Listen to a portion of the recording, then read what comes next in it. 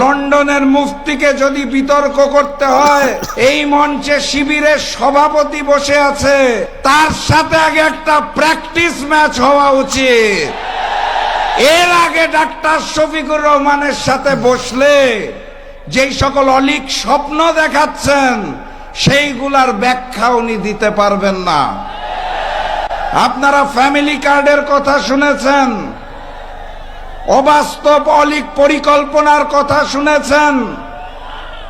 উনি 20,000 কিলোমিটার খাল খনন করতে চায় শুনেছেন, প্রতি বছর 5 কোটি গাছ লাগাতে চায় শুনেছেন, আমার দেশের যুবক ভাইদের পঙ্গু করে দেওয়ার জন্য বেকার ভাতা দিতে চায় শুনেছেন।